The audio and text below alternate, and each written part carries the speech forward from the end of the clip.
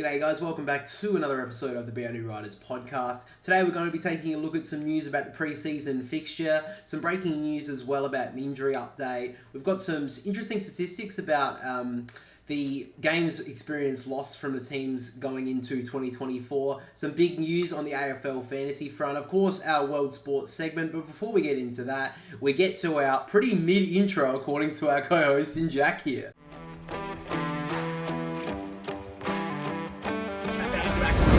And then Rankin from the pocket, don't tell me, Isaac Rankin! Yeah. He's just got the license for a brothel. Well, I think Gather Round's going to be AFL this next season. Gets at the handle at the back, Nick Dacos to get the pies home! He's done it! Alrighty guys, so new episode here, co-host with me, Jack, as always, for this off-season. Just before we get into the pre-season fixture, I think you sent me this today as well. Bailey Smith has actually been confirmed to have torn his ACL. Yeah. So, massive news for the Bulldogs. Obviously, he was probably expected to be playing midfield this year, unless Luke Beveridge told him to fuck off back to half forward again and ruin another year of his career. But that's really sad news for the Bulldogs and for Bailey Smith himself. Yeah, especially coming into next year, obviously, he'll be in a contract year, so... Yeah, that will be interesting to see, because obviously they've signed Jamara. Well, they're going to be... there's a lot of news that Jamara is going to sign. Aaron Norton already has been signed on a massive deal. So... And Bailey Smith kind of has... Obviously was questioned throughout most of the trade period to be leaving. Yeah. But now, you know, he's not going to have any footy to be backing him up, so... It'll be a big question mark, especially going into mid-year if he hasn't signed to the Bulldogs by then. Yeah. But yeah, we'll move into our first topic, which of course is the pre-season fixture, which was released yesterday, or, well, the day before, because this will be coming out on a Thursday. But we're going to be having a 5-day spread of pre-season games. Now, this doesn't include the scratch matches, which AFL teams will likely play before this pre-season game. Basically, these are the ones that are going to be televised on KO or Fox, basically. But there's going to be... the games are going to be spread out through 5 days, I believe. We have on Tuesday, which is February the 27th, all the way until Sunday, the 3rd of March. So the first game, Tuesday night, is between Collingwood Richmond at Icon Park. On Wednesday, we have Carlton versus Melbourne at Icon Park at 6:40. Thursday, late Arvo is Sydney versus Brisbane and Blacktown. In Thursday night, we have GWS versus Gold Coast at Manuka Oval. On Friday evening, we have Geelong versus Essendon down in Geelong. Port Adelaide versus Fremantle at Alberton Oval on the 7:30 night game. You could probably go to that if you're not working. I won't take it off. Yeah, might as well. Yeah. Just leave your job. I want to go to a pre-season Port Adelaide game. Yeah. Imagine that. You get fired if you did leave early for that. But anyway, Saturday afternoon we have Adelaide versus West Coast at Hisense Stadium. Where is that? Is that I think South Adelaide? I think it is South Adelaide. Yeah, it's either South Adelaide or Sturt, I know that. Yeah, it's one of them too. And then Hawthorn play the Bulldogs down in Tassie Saturday night. And then Sunday we have St Kilda versus North Melbourne at St Kilda's RC Park. So a couple of good games coming up there. Obviously the pre-season, everyone will be kind of getting a couple of young players playing through, but more likely they're going to be getting their round one teams set up to go. Yeah. Obviously, one big thing when we do look at pre-season games is, you know, younger kids maybe getting a debut in round one, or a couple of guys. We saw Errol Goulden last year for the Swans in his pre-season game, had a 40-possession game against Carlton, and we saw how good a year he had. Yeah. So, those are the things that you'll probably be looking out for. However, I wouldn't be taking form on face value in these pre-season games by any means, because I think Hawthorn are going to beat Collingwood in that pre-season game that they had earlier in the year, way earlier in the year, and obviously finished on very two different ends of the ladder. Exactly. So we'll obviously hear a few predictions or whatever going through about pre-season games and pre-season form, but end of the day, this is kind of just to get a quick run through the legs. And obviously, so basically these teams are going to be playing a scratch match pre-season game, then have the opening round, then half the team's going to have a bye, and then they're going to start the season, most of the other teams, and then Oh, what a shambles. The whole thing's it's a laughing stock. It's a whole fucking laughing stock. That's what it is. Yeah, again, I don't actually mind the Sydney and Gold Coast, Sydney and Brisbane games to start the season. I don't actually mind that. But I don't get why they still couldn't have had the rest of round one happening. Yeah. Anyway, that's a story. We've talked about that. I think we've talked about it twice already, full segments of it. So, yeah, that's basically the pre-season stuff. Now, before I wanted to get into the AFL Fantasy stuff, which, by the way, we're going to be doing big stuff this year for that. I think we'll definitely be talking about it, the big team builds and stuff, in the podcast probably not each week, but every couple of weeks before the season begins. And also, I think as well we'll do the AFL. We'll talk about it later. Don't worry about it. One thing I want to talk about is some statistics that were released recently about the average age of the AFL squads for 2024, but also the teams that have lost games experience in throughout the trade period and off season, retirees and departures, delisting, stuff like that. So the top three for games of experience lost are North Melbourne, which isn't surprising. They've lost 1,400 games of experience. That obviously, with Cunnington retiring, Goldstein leaving, a lot of other, Ben Mackay and that leaving as well. So obviously North Melbourne have lost a lot of experience, and they're going to bottom out again, really. Which is, 100%. Another... Yeah, it seems like a really dark age for North Melbourne. But West Coast, even though there was a lot of players who I think they still could have lost, they still have lost 1,000 games worth of experience. With the likes of Shannon Hearn retiring in that. Luke Shuey as well. Richmond are third. Obviously, likes of retirees of Cochin and Rewald. They have lost 1,039 games of experience. But after that, we actually, in fourth spot is Port Adelaide. Even though Travis Boak didn't retire, they still have lost 765 games worth of experience and are fourth on the list. So even though Port Adelaide have looked to go to a trade period, they haven't really. They are still losing a couple of players who have got a lot of games on hand, like Tom Jonas and that. So they are still recycling the squad and bringing in some youth players as well, or younger players of experience to bring into the squad, like Brendan Zerk-Thatcher and that from the trade period. Brisbane as well lost 730. That's actually quite a lot. Sydney up there as well, 715. And the teams who lost the least amount of experience, we have the Crows in... we'll start from this is 14th basically. Then we've got the Gold Coast in 15th, GWS 16th, Collingwood 17th, and then Hawthorn 18th.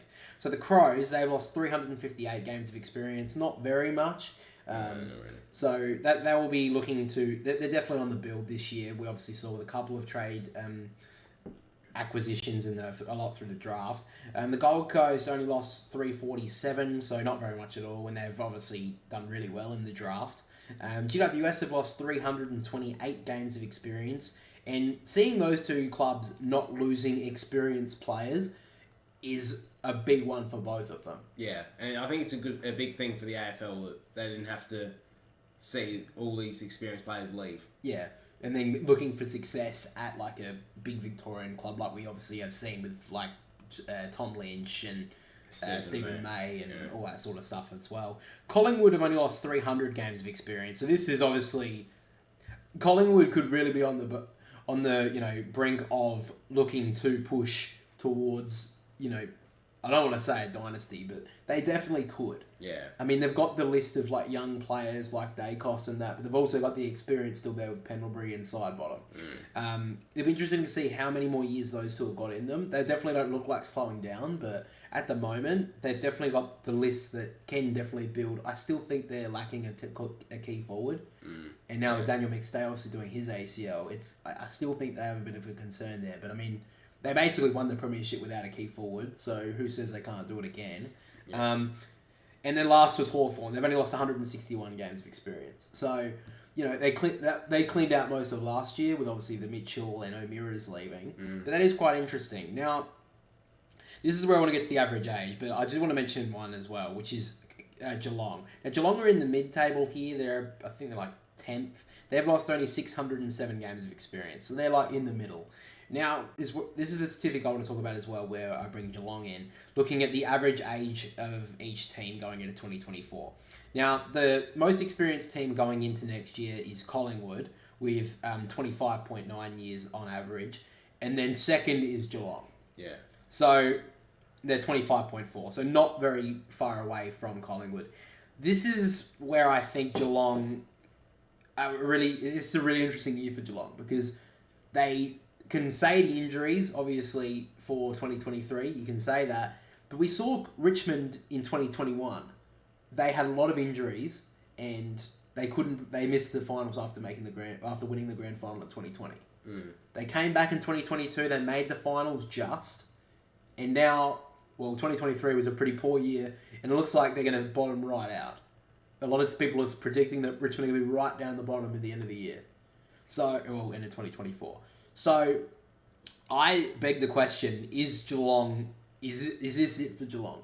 Because they didn't bring anyone in through the trade period. They didn't do anything. They did a bit in the draft, which is the first time they've done anything in years. I can't even remember the last time they've looked to the draft. So, the question has to be asked about Geelong in 2024. Yeah, I think it's 100%. Like, you got to think that most of these players are going to leave. They're going to end up retiring in the next two or 3 years. Hawkins doesn't have many years left in him. He was afraid to sign, according to some people. Tom Morris. Yes, we got a quote of Tom Morrison. Yeah, like Paddy Dangerfield, Tom Stewart. Well, if we list them, we've got Tom Stewart, Paddy Dangerfield, Tom Hawkins, Cam Guthrie as well. Duncan. Stanley's getting up there. Yeah. Even Jeremy Cameron's getting up there as well. That's 8 players in their best 22 that are out, essentially. Like, that is 8 big players straight out of that team in 3 years, you would say. Yeah. What have they got to replace that? There is not much in their VFL side. Yeah. And we also saw as well, by the way, that was another breaking news, is Sean Darcy did sign with Fremantle on a big deal. Yeah. So that's big for them. But that also was a player that was linked to Geelong. Yeah. So Bailey Smith, let's say he does at the end of 2024 towards the trade period, he has not signed. Geelong could be a target of them. But now he's got the injury factor. Which and it's an ACL, which is a thing that can reoccur very quickly. We've seen players in the past who have done 3-4 in a row. Yeah. So there's no guarantee that he bounces back and becomes top tier player. Yeah. Now I'm not saying that Geelong are going to 100% drop down, but they've been up there for so long. Even Sydney, to an example, had to drop down a little bit for a couple of years to rebuild, but they did have a couple of young players there before they went up again. Geelong really don't have anything there, at the moment, that isn't in the team, like De Koning, Myers, for those sort of players. But the only one I've really seen come along is maybe Atkins, as a midfielder, for example. Yeah. What are they going to do? Because their VFL team doesn't perform much at all. And we saw when they did get injuries throughout the year, they didn't have a lot to cover it. Yeah, exactly. And you got to think, they've also lost a few young guys in the past that everyone thought was there, on the cusp of getting selected or in the team a few times, and they decided to get rid of them. And you're just like, well, what are you doing? We understand you're going for the now, but what about the future? You got to think about that. You got to think we've got to go for the now, as Geelong have for years. But you've got to think about what's next for us. Yeah. And I think you're trying to indicate you're talking about Jordan Clark type. Yeah. Yeah. So I understand what you're talking about, but that is true. What are they going to do next? Because at the moment they are in a very weird spot because they have got the second oldest list in the comp, yet they are nowhere near. I don't think they're near another premiership before dropping down. Let's just say that. I think they're closer to missing finals than going to win another premiership. Yeah. I just don't think that the Geelong have the game style to go and win I don't think they can go and win the premiership next year. I'll just say that now.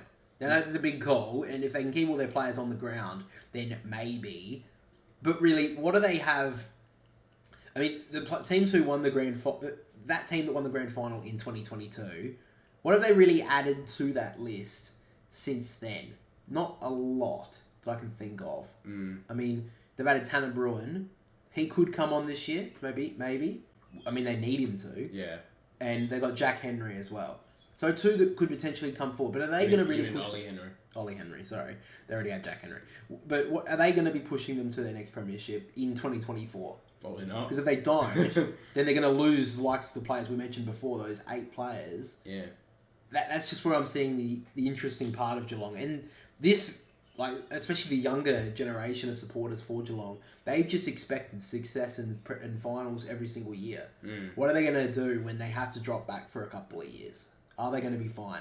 I think they would be, but the crowds may drop, and that's just where things can like topple forward. Like you look at the other teams up there, Richmond are one, and even though they lost 1,000 games of experience, they still are the fifth most experienced team on the on this list here. And then you look down the bottom of it, like the Giants are still their sixth least. Sorry, you got the Crows down the bottom in the 5th least spot. Then you got Freo, West Coast, Hawthorn, and North Melbourne. So those last 4, they're kind of on the rebuild or the regen. I mean, Freo being down there. Freo shouldn't really be. No. But they are losing. They've lost like the likes of Lockie Schultz. I still can't believe they let him go for so easy. Yeah. But I could be here all day talking about how I think he's one of the best small forwards in the comp. But anyway, I think some people would just bag me for saying that. But sorry, I was sick over the week, so if I do cough every now and then, forgive me. Yeah. And I think I gave you the sickness too. But yeah, North Melbourne sitting right down the bottom with 23.3. And then Hawthorn just above them, only 0.2 years experience. So Hawthorn, I think right now, out of the 4 teams that are down the bottom, Freo, West Coast, Hawthorn, North Melbourne, Hawthorn are the best team there. I think. And West Coast, honestly, if Adam Simpson can bring this team back in pre-season, I think that they can finish above. I think North Melbourne are definitely the wooden spooners looking at it right now. They've got no games of experience. They have a couple of good midfielders in Nick Larkey. But other than that, they are going to struggle next year. They don't have a defence. They got no one forward. Yeah. And... other than Nick Larkey. Yeah, besides Nick Larkey. Zerha seems to be getting injured a bit too much at the moment. Yeah, they've got Davies Uniacke and Simpkin carry their midfield, and with no Goldstein now, I'm not saying that Cherry's not their can't be a number 1 ruck, but I still think Goldstein's been massive for them for years, being able to help these young guys. So that's going to be interesting how he comes on. I just think, I just thought there were some interesting things to look at and take a look at it and talk about. But yeah, I think there's kind of like the average age per team. Usually that was what you can kind of indicate as teams okay, they're on the build and they're kind of dropping. But yeah, there's a couple of teams up the top, like Richmond and Geelong, of this age bracket who, didn't make finals. I really don't think that both of them will make finals next year. So where do they sit? That's just the kind of questions I thought we should ask here. But yeah, I mean, if you guys have any differing thoughts on that, let us know. If you guys think that Geelong or Richmond can make a big change, or if you have any ideas of why you think we're wrong or whatever, feel free to let us know. But that's just some interesting stuff that I saw throughout the year, throughout this week. But now we get to the AFL Fantasy stuff. Now, what I wanted to say before when I went on a ramble, which I wasn't supposed to. I'm supposed to try and keep these structured so you can cut them into clips, but that's a little bit hard. I just make that hard enough for you to cut through. But anyway, with the AFL Fantasy stuff going into next year, and looking at when it does release, usually it releases in the first couple of weeks of January. You can start making your team and stuff. So we will be doing a release of the league, and that I think that'd be really cool to have some people doing a league. Maybe we'll give away a prize to someone who wins it as well as a tipping comp. I think that'd be really cool. We'll do that.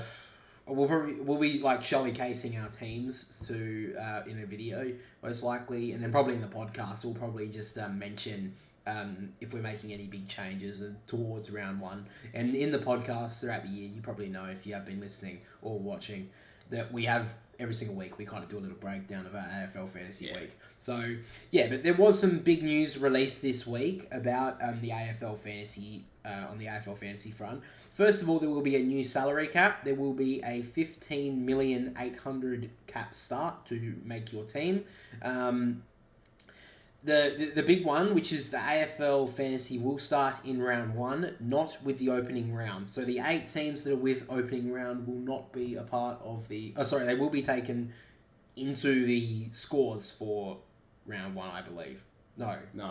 So they're not being counted. So what will happen is that round 1, when everyone plays, you get everyone plays. So round 2's the official. So then once round 2 happens, you will get the best 18 scores.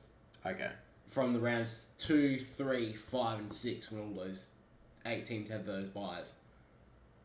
Which is... Okay. I thought it would have just been easier to, have the opening round, like, just have like a... what do they call it? Not a split round. A round where you could... a double round. Yeah, a split round. I'm trying to remember the word. I can't remember it. But, yeah, that's really weird. But anyway, they're saying the early buys would be the best 18, and you will get 2 trades between rounds 2, 3, 5, and 6. You'll be getting two trades, which like you do normally. Like you normally do. But the mid-season buys, which are between rounds 12 to 15, you will be getting. There will be the best 18 from your score, but you will get your 3 trades like you usually get with buy rounds. So that's how they're going to be breaking all that down. There was one other thing that I wanted to talk about as well. The number 1 player going into next year is Tim English. He will be the highest priced player at $1,071,000 price, bucks or whatever. Bontempelli second with $1,056,000. Fucking hell. So it'll be interesting looking into next year. The forwards was actually a really interesting thing to take a look at, because all the midfielders, all the forward mids that we had last year have all moved to just sole midfielders like Taranto, Golden. They've all been moved. And for some reason, Nick Dacos kept his defensive status. I don't get that. I don't get that at all. I mean, I guess he had a lot of kick-ins. he ran out of sort of defensive 50, but whatever. I guess he can have it. Everyone in the whole competition will have him. Yeah, well, I will be. And the thing is, because he's not $1 million. Yeah, I mean, it's not like Is he not $1 million? Oh no, he's not $1 million. So also with the rookies as well in the basement price, Harley Reid will be starting at 300, which is the highest priced draftee. He is a forward mid, and all basemen.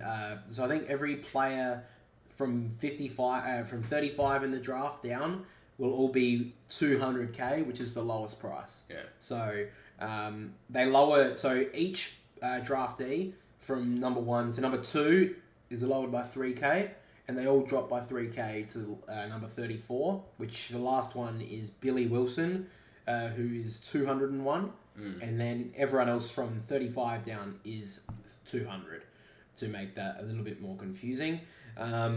And there was one other thing as well. There was a thing I sent you today about the AFL Fantasy prices. So they have released the AFL Fantasy prices for the top 10 on each position. So I'll quickly just bring that up now. And we'll talk about the forwards as well. But the defenders, the top 10 are Nick Dacos at 982, Sicily on 943. I think that's actually a big one to get, James Sicily, because he did miss a lot of games through suspension.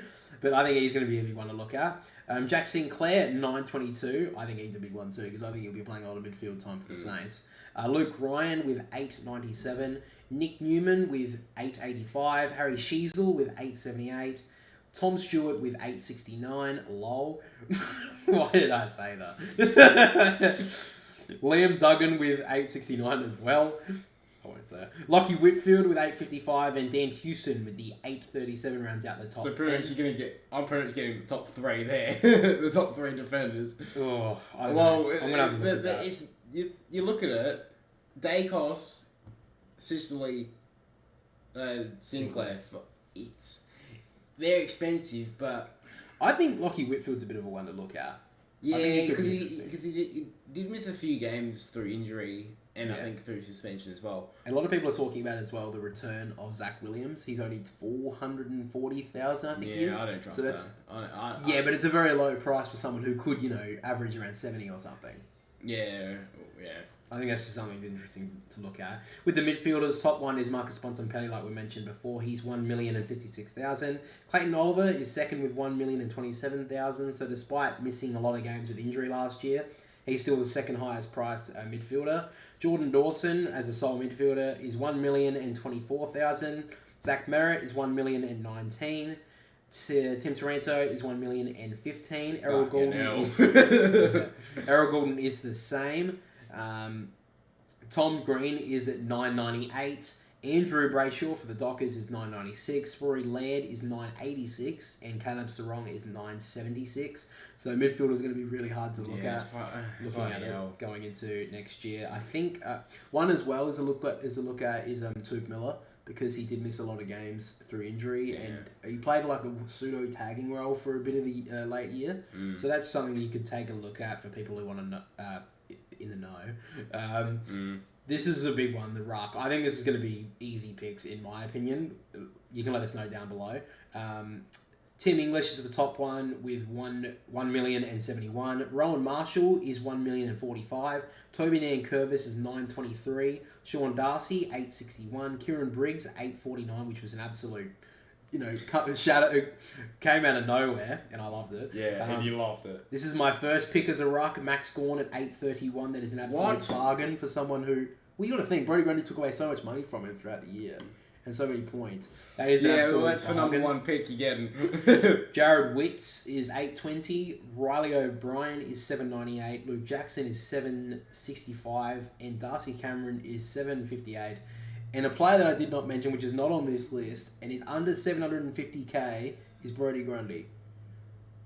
That is surely those two. Doubles. There you double. The thing is, because of the bye, it's good that they've given the top 18 scores. Yeah. For the top for the buys, because I'm starting, and most people will start with Grundy and Gawn. Yeah. That's what they'll do. Well, considering those two have been before 2023, those two were your picks. Yeah, your rucks. You'd always start with Grundy and Gawn. You'd always. So the fact that they are under 850k, when we saw the midfielding price, that is an absolute steal. Yeah. I don't think anyone else would be picking anything different. No. That I wouldn't be anyway. Now, this is where you're going to be like really scrounging to find some players is your forward lines, because they have basically gutted any person that was a forward option as a midfielder. Which, I mean, is fair enough. I mean, Errol Gould's a midfielder. Well, I think it was about time, to be honest, because last season there was so many midfield forwards. Yeah. Like, because, Tim Torano, Connor Rosey, Zach Butters, they've all moved to the midfield. I think all my midfield forwards were all playing midfield at the end of the year. Yeah, and you got to think also, like, there was like 7 midfielders for the Bulldogs that were forward mids that were like, they never really played there. They played like 3 or 4 games there during the season 2 years ago, and they got forward status. And one of them is actually the top priced forward, which is Jack McRae. He is the highest priced mid forward, and he is 829. Yeah, that is the highest price forward. That's very low. Yeah. Dustin Martin is 812. Caleb Daniel is 811. This will be my first pick in the forward line. Is Sam Flanders at 809. That is so low. Toby Green is 5th, and he is 799. Dylan Moore is 794. Shea Bolton 783. That'll actually be an interesting one. I think he could be getting some midfield time. Yeah, I think Adam Muse. I think he.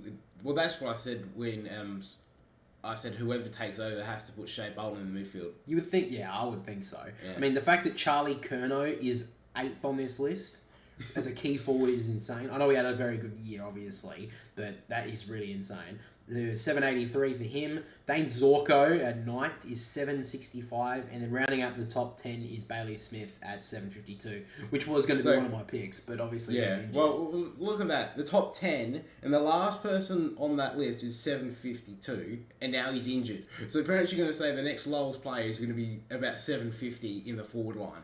Yeah, and I mean, if you look at... Considering every team lines up maybe 2 ruckmen, only 1...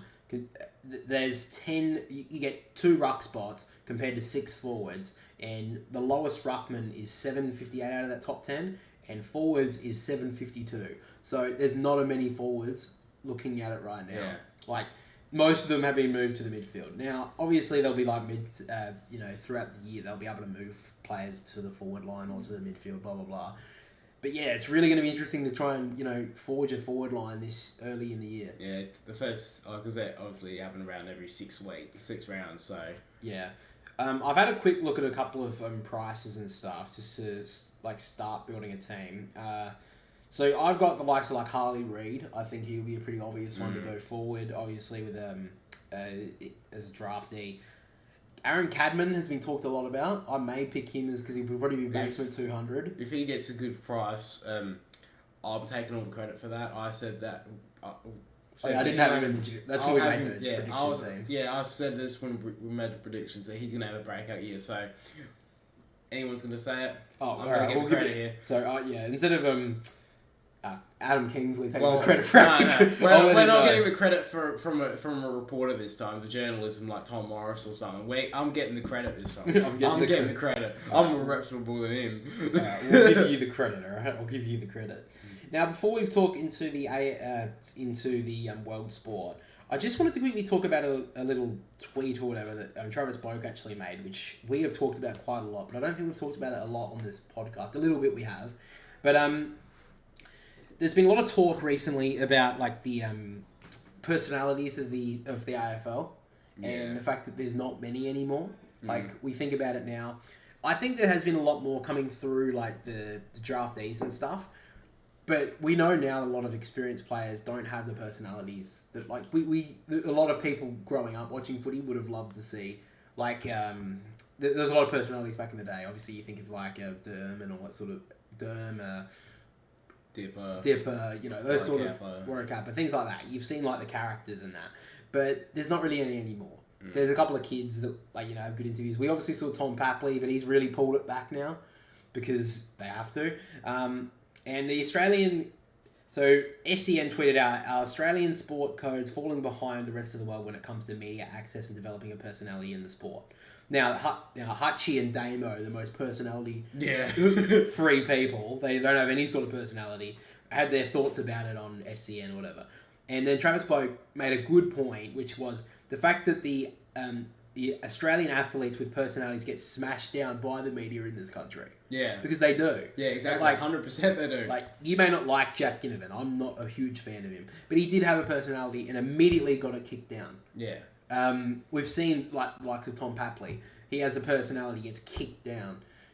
These players aren't allowed to, and then they're sitting there saying, oh, well, AFL players don't have any personalities anymore. What do you mean? Yeah. And they don't want access to the media. They're talking basically about, media having access to the rooms after games and, for interviews. Like, Dustin Martin doesn't do interviews anymore with the media. Buddy Franklin didn't do much when he got retired. Even though, Caro made a point of I'm sure the Swans fans would be disappointed that he didn't come out in an interview. No, we didn't give a fuck. We were happy that he retired. And, just get fucked, Caro. Anyway, but another huge personality who just shouts people down.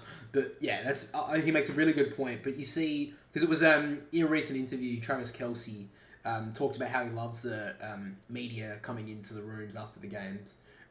In America, because they don't shout them down for having a personality. Yeah, because you see the American sports people and that, and some of them are hated, but then their fans absolutely love them because they're showing their true selves. Yeah, and when you see an absolute robot standing in front of a screen, of course you're not gonna love them. You're not going to, see their personality when they've got to try and keep to an exact script or else they're going to get shouted down for it. Yeah. And we see that with interviews like with Simon Goodwin recently when he had that interview with SEN about the drug scandal stuff going on. He had to talk so robotically to not get one word wrong or else they were going to make it into a headline. And you know what they did? They did it anyway. Yeah. They tried to cut. They cut through his little certain and they take 3 words and make that the bracket inside a headline. So for the SEN to talk about, oh my god, why does no one in Australian sport have a personality anymore? It's because of you fuckwit. Yeah. It's get over yourself. I just thought it's if you think of sports people now, there are a lot less AFL ones, if at all. And you see a lot of the kids getting drafted, they make little jokes and that, and it's really good to see. I'm going to love this. You see on all the comments underneath these, little interviews that they have, and you watch it, and they're like, we really hope this guy comes along. It sounds like a great kid. We can't wait to see what he does. And he seems like a great personality, blah, blah, blah. But you don't see that very much anymore from the likes of, the really experienced players. You see in their interviews, they go, we just take it 1 week at a time. And it's and then we're like, oh, fucking hell, why don't you say what you actually think? It's they can't. Yeah. So, yeah, I just thought that was very interesting. And I think Travis Boak made a really good point, obviously, that I think most people kind of know by now that as soon as the Australian media get the hold of these players, they just smash them down and beat them into submission into that sort of point. But we will now move into the world sports segment of this podcast, and before we get into our soccer and basketball, far out, NFL chat, I wanted to talk about this tennis stuff that you sent me. That Nick Kyrgios has announced that he will be joining OnlyFans. Yes, we needed this into the tennis industry. Now, you sent me this. How thrilled are you that this is happening? Ecstatic. Well, I've been waiting for this. I mean, Australian tennis has really needed this. Now, I thought when I first saw this, I was like, he's going to be making some sort of joke OnlyFans or whatever. But it does read here under the post from Fox Sports that Aussie tennis star Nick Kyrgios has joined OnlyFans with a promise to show his intimate side and to disrupt the way sports stars share their content. I really don't know how to read into that. I don't know what he's going to be posting. Now, I mean, if he shows a really interesting pic with a tennis racket or a really interesting video, thank God that he'd get on the camera. But I don't get why he would do OnlyFans if he's surely he's going to be doing something weird.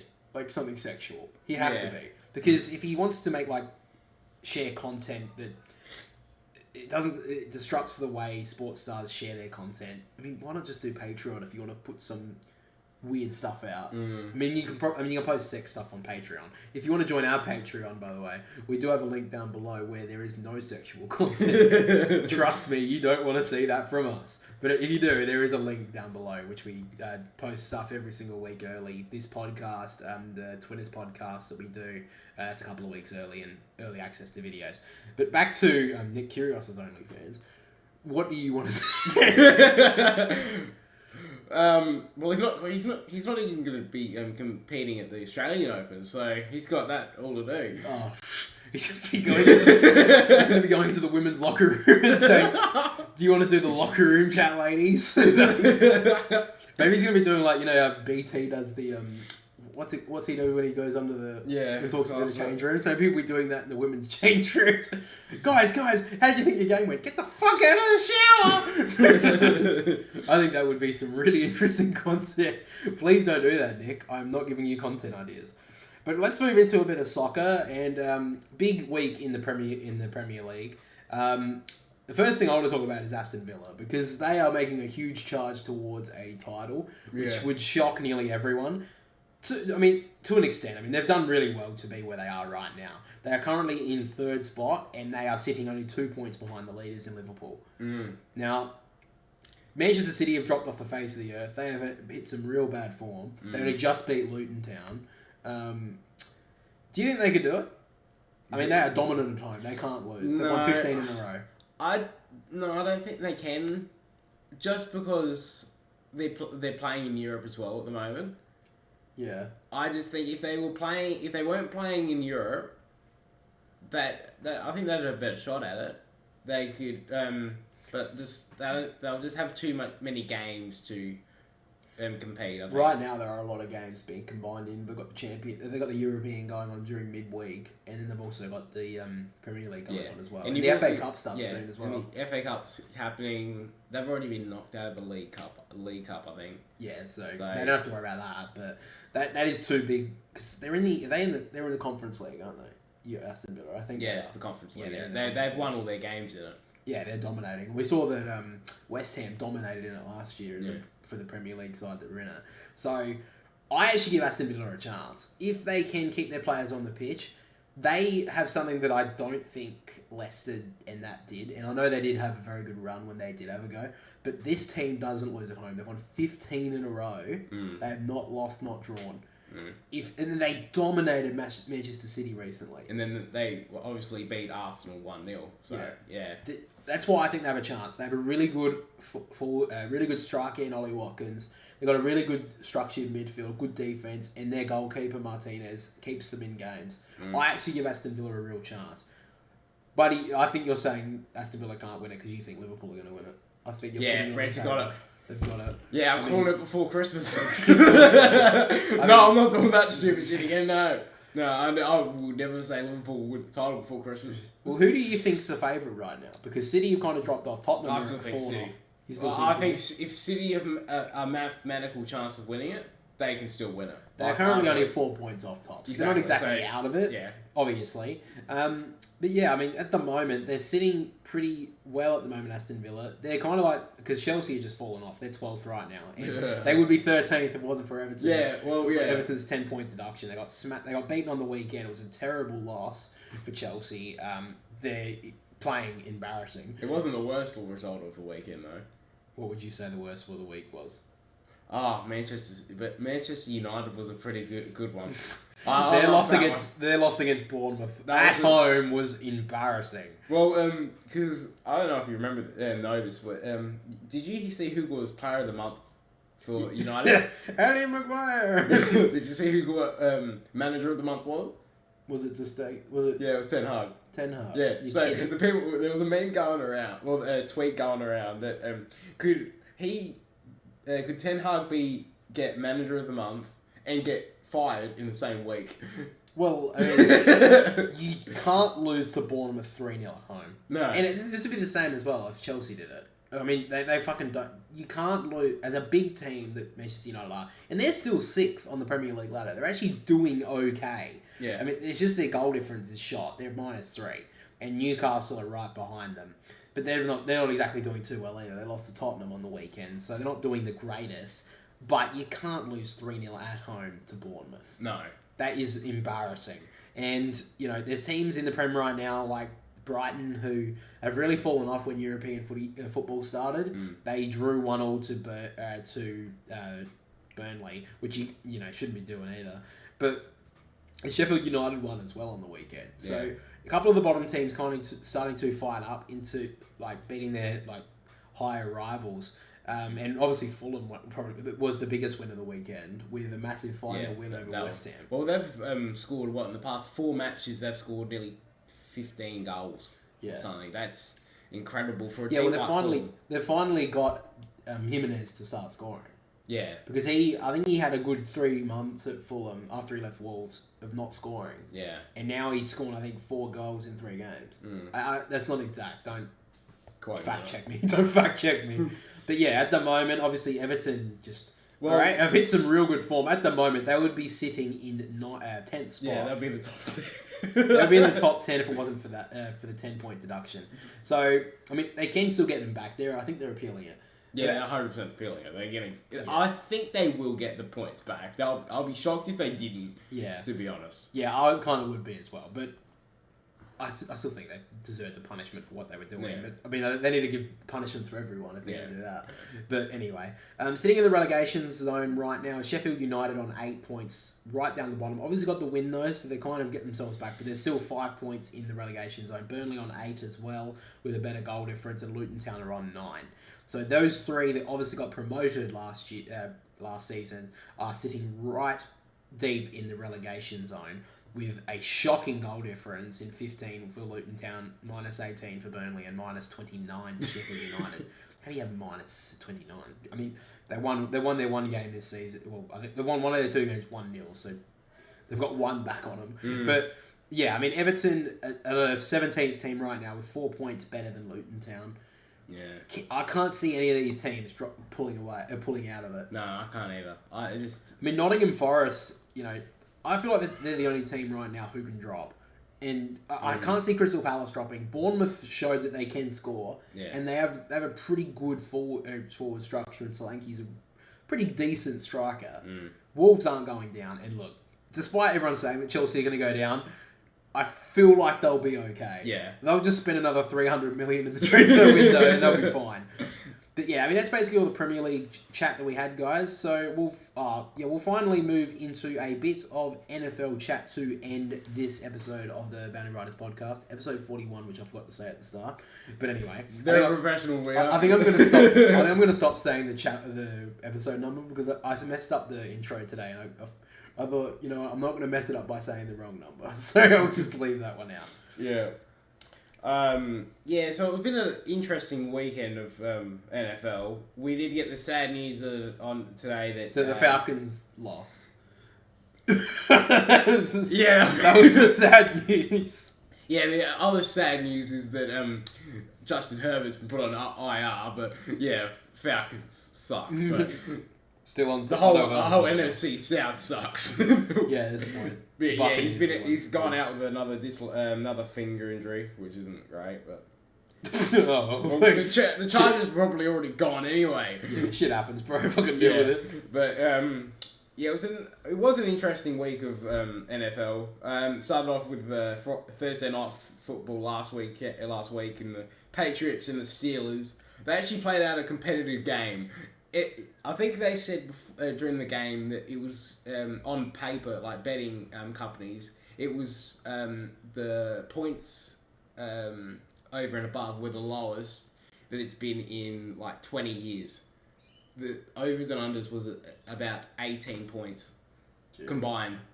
Oh, geez. And they did it within a quarter, within 1.5 quarters. They got that. So the Patriots won as well. So yeah, the Patriots absolutely stunning. Yeah, I got no idea how the hell they won that. Yeah. And what about the Vikings game? You think that was entertaining?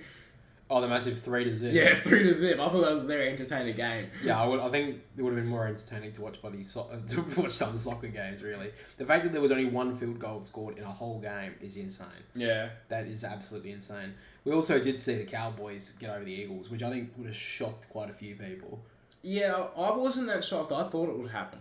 Yeah. I think it could, just because it was in Dallas. If it was in Philly, I would be a bit more shocked. But because it was in Dallas, I wasn't that shocked. But well, now the fact that the Eagles kind of dropped off in the past few weeks, the Cowboys have a chance to take that top seed, from the NFC. Yeah. And now have a chance. Yeah, and what was another? Baltimore. Did you see the end of the Baltimore Rams game? Went into OT first. First play of the OT, the kicker for the the Rams kicks it. The returner returns it all the way home, and he wins it in OT of the first drive of OT. Oh, really? Okay. Yeah. I think it 76 yard. 76-yard punt return. Yeah. Jesus Christ, that's alright. Yeah. We also saw the Chiefs lose again. They've kind of hit a bit of a wall, the Chiefs. They're 8-5 right now. They lost to the Bills. I think last week I did say that if the Chiefs make dents in playoffs, they can go all the way, but they're kind of getting shaky at the moment. 8-5, they're not sitting in the best spot right now. They're still sitting as a top seed in their division. They're not even sitting top seed in their division right now. And the thing is, it's not Mahomes. They are. Sorry, they are. The Mahomes is not the problem. It's their receivers. Yeah. They can't catch. They had so many opportunities. I think it was last week we talked about this. Yeah. Or it could have been the week before, but they had so many opportunities that just went straight through the hands that they just are costing them. And I think they had the worst receiving drops or whatever it's called, fumbles in the comp. Did you see the offside that was paid for him before that drive that Tony fucked up? No. So Tony was on the line of this play. Yeah. So that's offside. The line of scrimmage. Yeah, the line of scrimmage, yeah. So that was given offside. So the play happens. Mahomes throws it to Kelsey. He's nearly open. Kelsey throws a diagonal towards Tony. He runs it in. So Tony gets the touchdown. Flag throws, obviously, and it's offside. And that would have won them the game, the Chiefs. Yeah. If he was onside, and he wasn't, and Tony cost them the game. Yeah. And, yeah. Yeah, well, right now, I think it's really open. I mean, at this point, I would probably say that the 49ers are probably in the best format of anyone going forward at the moment. I mean, maybe the Cowboys as well. I mean, they haven't lost a game at home this season. They're only been away. Their away form's been a little bit questionable. But now I think finally, for quite a while, really, the NFC side seems a little bit more. I don't know if it's more dangerous than the AFC. I think it's more competitive. Yeah. I mean, it's more competitive as well. I mean, we see the teams up the top right now. You got the 49ers, who are probably in the best form out of anyone. They are 10-3 with the Cowboys. Then you got the Lions as well in 9-4. But then you got the Eagles sitting there. I mean, that's 4 teams who could be pushing towards a Super Bowl. Yeah. And you look at the AFC side. The Ravens have been really good. The Dolphins still have that question mark on defense. The Chiefs, as we said, they can't catch. The Jaguars and the Browns, I mean, They're just harder to predict. They're just very hard to predict. I mean, right now, if you had to look at the NFC side, I could honestly see the 49ers, the Cowboys, and even the Lions, I think, could actually win it. And the Eagles, really. But right now, at the AFC side, I can see the Ravens winning it, but we've also seen them not done very well in playoffs recently. And obviously, the one factor for them is Lamar Jackson. Because the last 5 years or something, might not be that long, but when he's gone down, Baltimore goes shit. Yeah, I mean it is a fair point. Yeah. He's a very good quarterback who can run and throw. But yeah, I mean the Dolphins, they have a huge question mark on their defense. Yeah. And the Chiefs at the moment just aren't playing like a team who can win it. No. So the question mark lies in the AFC side, who can go all the way. But the NFC side have a lot of contenders, and the 49ers sitting in a very good spot right now. The last thing I wanted to bring up was the chances of teams winning the Super Bowl from here. So in fifth spot, it's a 10% chance. This was from someone, NFL graphic or whatever, so take this with a grain of salt. But they're saying a 10% chance that the Chiefs can win it, 11% chance that the Philadelphia Eagles can win it, 14% for the Baltimore Ravens, 15% for the Dolphins. And then sitting right up the top with 24% chance of winning it is the San Francisco 49ers. Now, I'm a little bit surprised that the Cowboys aren't sitting up top. I think this actually could have been taken before this week's games. But what that's 10-2. Yeah, that's before the game. So these would have just been before the games this week. But yeah, I mean, you got to give the Cowboys a chance now. I mean, but the problem is with them, they haven't proven it in the playoffs. Yeah, that's always been their problem, is that they can't do it in playoffs. Yeah, but they have also. But you've also got to say as well, they have sat in a pretty hard spot because they've obviously been playing up against Philly the last few years. Yeah. We've always taken that top seed, which means that the Cowboys have usually made playoffs as the second seeded team, who have always had to play a hard team above them. So I think it's a really interesting run towards the end of the NFL season. There's only, 5 more rounds to go, I believe. They have 18 games. So I think it's going to be a really big finish. I think last week you said... Who did you say? Do you remember who you said? I think you said the 49ers of the Super Bowl. Early prediction right now. I said... I said 49ers and Baltimore. They'll play off in the Super Bowl at the moment. Yeah, I mean, sadly the Falcons got knocked off. I think it was cheating. It was cheating. You couldn't even beat the Bucks. The one strength the Falcons had was winning your division, and you couldn't even do it. No, conference. Yeah, the division. Yeah, the division. You couldn't even do that. Well, we need another game against the Panthers. That's all I'll say. But yeah, just before we finish up, guys, you got the seeds of the rivals right there. So we'll go NFC. So yeah, obviously top seed is 49ers. Second is Cowboys. Third is Detroit. Fourth is the Bucks. Fifth is the Eagles. So that's a slip for them after just 2 losses in a row. Yeah. The Vikings still hold 6th seed, and the Packers are in 7th of the NFC. But they'd be feeling pretty chuffed considering they lost Aaron Rodgers. He hasn't played all year in the playoffs. Yeah, and what they just the Packers just lose, didn't they? They lost to the Giants on last night. That's pretty embarrassing. Yeah, they lost. Yeah. On the AFC, Baltimore taken seed number 1. Second seed is in Miami. Third's in the Chiefs. Fourth is the Jags. Fifth is the Browns. Sixth is the Steelers, which I think they'll lose that pretty quickly. And the 7th seed is the Colts. So, yeah, I mean, that's basically the look at the NFL chat for this week, guys. That's really what we've got for this episode of the Boundary Riders Podcast. Thank you for watching. If you did enjoy it, make sure to leave a like on YouTube, a follow on Spotify, or just leave us 5 stars on Spotify as well. Really appreciate it. And if you do want some early access to this podcast, the Twinners podcast, which is 2 weeks early over there, and early access to videos on this channel, then make sure to check out our Patreon link in the description below, or the, I think they're called show notes on Spotify. Don't quote me on that. Thank you for joining me as always, Jack. Please let me know down below if you think the intro is mid like you think. Thanks for watching, guys, and we'll catch you all next week. See you guys.